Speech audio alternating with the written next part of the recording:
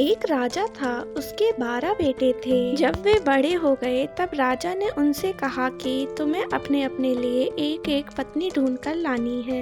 लेकिन वह पत्नी एक ही दिन में सूत काट कर कपड़ा बुने, फिर उससे एक कमीज सिलकर दिखाए, तभी मैं उसे बहू के रूप में स्वीकार करूंगा। इसके बाद राजा ने अपने बेटों को एक एक घोड़ा दिया। वे सभी अपनी अपनी पत्नी को खोजने निकल पड़े। कुछ ही दूर गए देखी उन्होंने आपस में कहा कि वह अपने छोटे भाई को साथ नहीं ले जाएंगे। 11 भाई अपने छोटे भाई को छोड़कर चले गए। वह रास्ते में सोचने लगा वह आगे जाए या लौट जाए। उसका चेहरा उतर गया था। वह घोड़े से उतरकर घास पर बैठ गया और रोने लगा। रोते रोते अचानक चौंक गया। उसके सामने की घास हिली और कोई सफेद चीज उसके करीब आने लगी। जब वह चीज राजकुमार के पास आई तो उसे एक नन्ही सी लड़की दिखाई दी। उसने कहा, मैं छोटी सी गुड़िया हूँ, यहाँ घास पर ही रहती हूँ, तुम यहाँ क्यों आए हो? राजकुमार ने अपने बड़े भाइयों के बारे में बताया।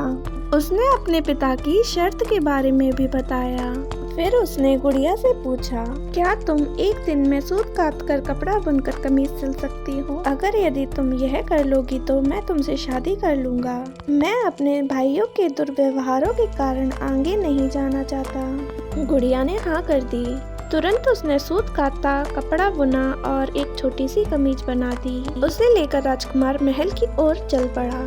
जब वह महल में पहुंचा तो उसे शर्म आ रही थी क्योंकि कमीज बहुत छोटी थी। फिर भी राजा ने उसे विवाह करने की अनुमति दे दी। राजकुमार गुड़िया को लेने चल पड़ा। जब वह घास पर बैठी गुड़िया के पास पहुंचा तो उसने गुड़िया से घोड़े पर बैठने को कहा।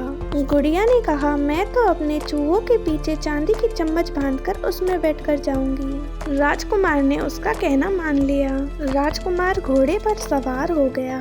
गुड़िया चूहों के पीछे बंधी चांदी की चम्मच पर सवार हो गई। राजकुमार सड़क के एक ओर चलने लगा क्योंकि उसे डर था कि उसके घोड़े का पैर गुड़िया के ऊपर न आ जाए। गुड़िया सड़क के जिस ओर चल रही थी उस ओर एक नदी बह रही थी। अचानक गुड़िया नदी में गिर गई, लेकिन जब वह नदी के अंदर से ऊपर आई तो राजकुमार के समान बड़ी हो गई थी। राजकुमार बहुत प्रसन्न हुआ। राजकुमार महल पहुंचा तो उसके सभी बड़े भाई अपनी अपनी होने वाली पत्नियों के साथ वहां आ चुके थे, लेकिन उसके भाइयों की पत्नियों का ना तो व्यवहार अच्छा था ना ही वे सुंदर थी। जब उन्होंने अपने भाई की सुंदर पत्नी को देखा तो वे सभी जल भुन गए। राजा को पता चला कि बड़े पुत्रों ने छोटे राजकुमार के साथ दुर्व्यवहार किया है तो उसने बड़े बेटों की खूब निंदा की। फिर छोटे बेटे को गद्दी सौंप दी। छोटे राजकुमार का विवाह गुड़िया के साथ धूमधाम से हुआ। अब छोटा राजकुमार राजा था और गुड़िया रानी, दोनों सुख से रहने लगे। और ऐसी ही कहानियों के लिए इस चैनल को सब्सक्राइब करें, वीडियो को लाइक करें, शेयर करें और कमेंट करें। जब तक हम लाते हैं आपके लिए एक और नई कहानी।